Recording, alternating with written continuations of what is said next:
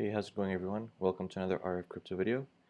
On today's markets, we have seen another decline by 1.74%. The markets now stand at 1.87 trillion. Basically everything is down. The whole markets are down. Bitcoin is down by almost 1%. Ethereum is seeing the biggest knocks in these few days. And it's not surprising because we have seen the biggest decrease in gas fees in a very, very long time. And when gas fees decrease, this means that there has been less transactions in the Ethereum network. And when there are drops in the general market, this will usually affect Ethereum more since there is less activity and people are tending to shy away from Ethereum due to their scalability problems and high gas fees. And I guess it's really, really biting them now. But despite this, they still are the king of smart contracts and they retain the number 2 spot. And I think that Ethereum is not going to be dethroned because it has been here since the beginning. It was the first proper smart contracts platform. And if Ethereum 2.0 comes out, as they say, in mid 2022, then we will see a massive rebound in the price of Ethereum because it will solve all the scalability and all the gas fee issues that plague Ethereum at the moment. The general consensus is that the markets aren't doing too well, and after briefly touching $2 trillion in market cap a few days ago, it has promptly gone down and below it, and it has even gone below the 1.9 trillion mark. Looking at leverage, leverage has gone down a slight bit from 0.21 to about 0.20. It's not that much of a decrease compared to your previous crashes in terms of leverage, but the market went up to $2 trillion in market cap and then they started going down again. And I think at that point people started to become less fearful and take on more long positions. And once it reached 2 trillion and the market started to go down again, those long positions got liquidated because long positions essentially want the price to go up. But if the price goes down, the position itself or the long call or the long derivative, it becomes worthless because if it goes down by a significant margin, a margin call is activated and the whole position gets liquidated or the value goes to zero. And this is exactly what happened here with the drop. People just became a bit more courageous. People just wanted to take more risks because they thought, oh, the markets are recovering. It was 36,000 and now it's 43,000. It's only going to keep going up because it broke the resistance level. But this wasn't the case. It went up, but it then started going down again. And as you can see, the drop wasn't significant. It was from 44,000 to about 42,000. So the leverage that was liquidated in the market also wasn't that much. If this drop was more significant, then we would have seen a more significant drop in leverage as well. And you know, when the prices go down, leverage gets liquidated and the prices go down even further. So we would have seen an amplified effect. But I believe that this leverage is going to start going up again. As you can see, there is already a positive wick going on. And I think it's going to reach all-time highs pretty soon, given that it's already so close to it. Crypto miners are going to be exempt from IRS reporting rules, the US Treasury affirms. So the cryptocurrency industry in the US is about to score a major legal win as the US Treasury Department plans to spare crypto miners and other ancillary parties from tax reporting rules.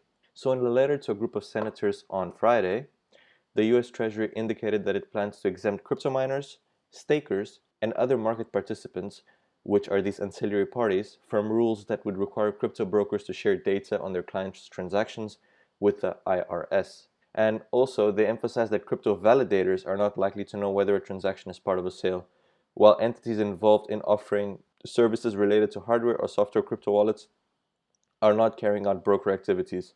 So they're more likely to exempt miners, validators, and stakers from this reporting process because they don't really know what's part of a sale and what's not. So it will be a mix and match of correct and incorrect information if they require them to report this information back to the IRS.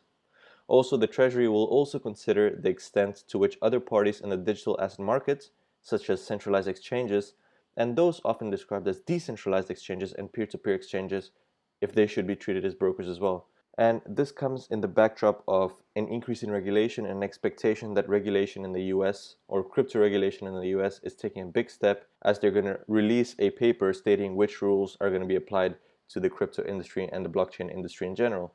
And given these exemptions, it will make crypto mining and crypto trading in the US a lot more conducive. And I think if this happens, a lot of crypto money is going to flow into the US. Already a lot of money is flowing into the US, but a lot more will flow from other countries because the US is basically the place to be in terms of it being an economic powerhouse. So Bitcoin holds above the $41,000 level as Hashrate surged to an all-time high. It held above this level over the weekend after a slide from 46,000 last week.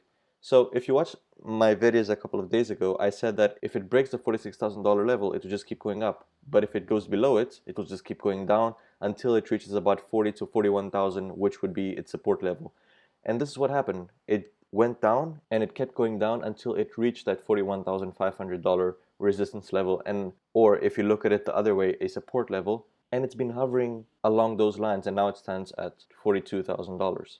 This comes at a backdrop that hash rates hit 248.11 million terahashes per second on Saturday, increasing from the 180 million terahashes per second level from last week. And this is basically all-time highs, and this is what helped Bitcoin retain a $42,000 sort of price level, because I think if hash rates were lower than this, then the price would have fallen to below this $42,000 level, and naturally it would go below the $41,500 support level. And Bitcoin hash rates are important because the higher the hash rate, it means that the higher the number of validators in the Bitcoin ecosystem, which means that there are more miners in the market. And when there are more miners in the market, there are more people, or there are more processing power to process transactions, which means that the networks become faster, the gas fees become cheaper, and the network itself becomes more secure because there are more people to validate a single transaction. And Bitcoin hash rates have increased by over 50% in the last year.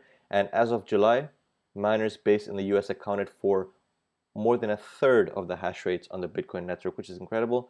And with more green energy technologies and green mining going on in the US, I think that this number of 35.4% is going to increase. And with linking to the previous news that crypto miners might be exempt from IRS reporting rules, it might lead to a flood of Bitcoin miners going into the US and setting up operations there, which will definitely push up this 35.4%. So Israel's securities regulatory chief lays out crypto plans. The Israel Securities Authority, or the ISA, has big plans to regulate the country's fintech space. As a first step, it is hosting the first ever fintech hackathon next month. So the ISA is basically looking to attract blockchain-based solutions that can improve the infrastructure, supporting the securities on sovereign debt markets in Israel with the hackathon. And the securities regulator has partnered with the Ministry of Finance in Israel, as well as tech providers like VMware Digital Assets, and most importantly, Algorand, to host the on-site hackathon, which will be held on 24th March 2022 in the biggest city, Tel Aviv. And basically, on a question and answer with CoinDesk, they asked, how does Israel's approach to regulating blockchain and cryptocurrency compare to other jurisdictions? And the ISA chief says that ISA is part of the IOSCO organization, which is the Association for Security Regulators Worldwide. It's part of the main committees that are active on blockchain and crypto, and their regulatory approach is that because Israel is not the biggest country in the world, because they're a very small and smart country, they don't have to reinvent the wheel each time that regulatory needs come up. They believe that the right way for Israel is that they call the passporting attitude. It means that they would accept an entity that has current license from regulators that are accepted by the ISA. They believe that they'll have to learn the state-of-the-art regulations by watching regulatory updates worldwide and learn how to adopt the rules for Israel. So because they're such a small country, they don't want to invent their own rules. They want to go with the IOSCO organization's member countries. Let's say there are new rules in United States, United Kingdom, and Germany. What Israel will do is that they'll compile those rules, see what the best adaptation is for Israel, and implement it like that. Another question is that, looking beyond the hackathon, what should be the most urgent focus of a regulator in establishing oversight in the blockchain space? The chief of the ISA said that blockchain producers, creators, or marketers need regulation in order to have a clear idea of what is permissible. And this makes sense, right? Because if there is no regulation, people think they can do whatever they want, even though it's illegal, unethical, and plain criminal. But with regulation, everything has rules, there is no anarchy, and the blockchain space can go ahead, or the crypto space can go ahead, being a conducive and healthily growing industry in Israel, and this applies worldwide as well. What she says is that we see the statistics, we see that most blockchain companies are not operating in Israel, and they prefer to operate outside of Israel. She thinks that they're losing them as an economy and as a country, and they need to be precise and clear about what laws they're going to implement in order to bring back those companies and maybe even miners to the country. So they should create the conditions to let them work from Israel in a legitimate and acceptable way. So their higher mission is to get the right powers in order to enable this. So they want to make the crypto space a more conducive space, a more business-friendly space, so that they can attract more Bitcoin companies or even more Bitcoin miners to the country. And I think that with Israel's ruthless efficiency, they can do it. As I spoke before, Ethereum's average and median transactions fees slip, and its lowest at 6 months.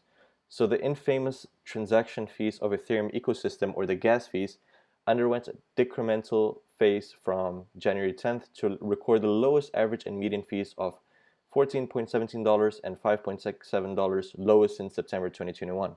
Also, the average transaction fees of Ethereum in January was $53.03, which at its peak was $70.83 back in May 2021. And just within a month, the average fees saw an almost 73.3% decline, as evidenced by the following chart. And also, interestingly enough, the transaction count of the Ethereum network has also come down to numbers that we were last used to back in 2019. So data shows that on February 1st, Ethereum's transactions were about 14.5 million, which is a 60.5% drop in 1 month. So a month ago it was about 36.8 million, and now it's 14.5 million. I think it's a combination of high gas fees, massive congestions, promises of Ethereum 2.0 that doesn't come out, which is expectation fatigue, people moving from Ethereum to Solana or Ethereum to Polygon, just because the Ethereum network is so heavily congested all the time. But we'll see what happens. I guess if the Ethereum organization starts thinking about it properly, they can turn this around. And with the implementation of Ethereum 2.0, I think that the number of transactions can go back up to record highs without increasing the gas fees, because Ethereum 2.0 is meant to make the network a lot more scalable, which would mean that even though the transactions are sky high or all-time highs, the fees will be low.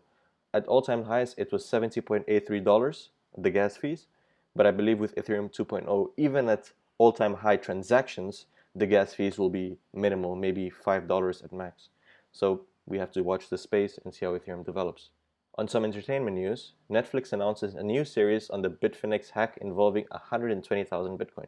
They're going to start producing a documentary series in the infamous Bitfinex hack, which saw almost 120,000 Bitcoin, or 72 million at a time, or 4.5 billion right now, being stolen from Bitfinex.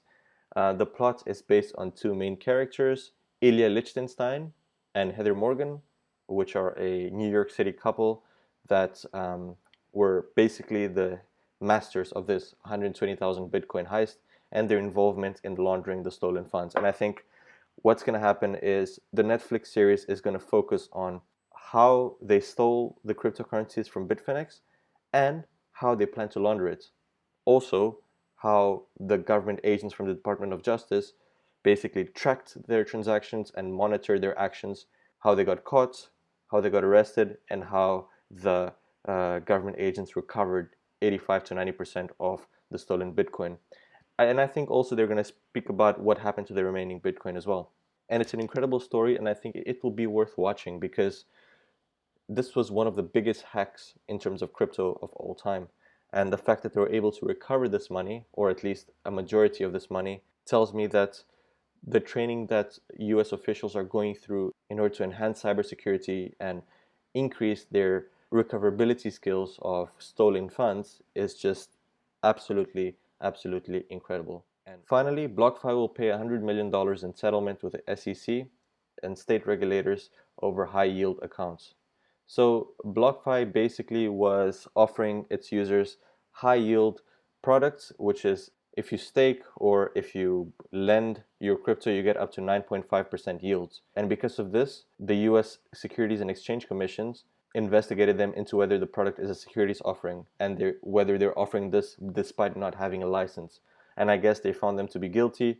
And in order to avoid a court case, they settled for $100 million plus $50 million with state regulators. So I think this shows that the regulators aren't here to mess around. If you want to do these kind of transactions, you can't just do them willy-nilly. You can just open a platform and just start lending as a security without having the appropriate licenses. And I think this is where regulations are going to step in, and it's going to be a structured industry, which is a great thing. And with that, we come to the end of today's video. Thank you very much for watching. If you enjoyed the video, please leave a like, please hit the subscribe button, share this video with your family and friends, and I'll see you tomorrow for the next one. Thank you, and invest wisely. Cheers.